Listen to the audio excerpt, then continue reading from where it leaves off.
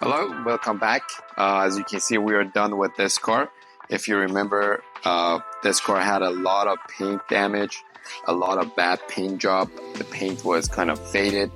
If you remember, there was a lot of texture and a lot of bubbles in the paint.